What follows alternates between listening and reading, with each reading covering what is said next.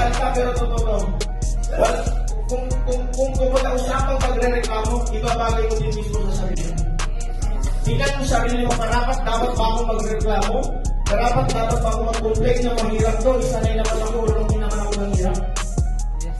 Naintindihan mo po ito, guys, gratitude na tinatawag na which is, dapat marunong ka magpasalamat sa kung ano man ang meron na maliit o malaki, dapat natututo ka magpasalamat. Guys, gratitude is the secret para maging masaya ka everyday. Di ka nga nagpapasalamat na nagising ka eh. Di ka nga marunong magpasalamat na nabuhay ka pa at nagising ka pa.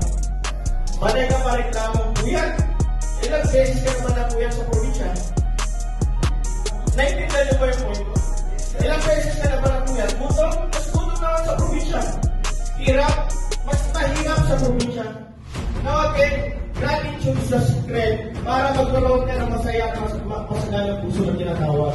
Naintindihan niyo ba yung point ko? Yes! Sige ba yun? Gratitude nagsisimula yan palagi. Now which is kung gusto mo dumanda yung araw mo, kung gusto mo dumanda yung araw mo, napaka-importante, unang buwan pa lang, thank you Lord for nakakard. Naintindihan ko, hindi ako pastor. Pero napaka-importante pag-gising ka, mag-gising mo, bago mo hawakan cellphone mo, dapat unang mukhang bibig mo, unang bubungan sa bibig mo, maraming salamat Lord na gising ako sa araw mo. Naintindihan niyo ba yung point ko? Naintindihan? Ibig sabihin pa lang, nag-gratitude ang inuuna mo, gaganda ang araw mo. Ilalo na lang kaya kapag nag-gratitude ang inuuna mo sa negosyo pinahawak mo, hinawak o pinag-gawaya o pinag-iwala sa iyo, lalong larabang ang previous Lord now. Ibig sabihin, gaganda at gaganda din ang resultato. Sa iyo pa lang mismo, natututo ka at marunong ka na magpasalamat. Naintindihan niyo ba yung point ko?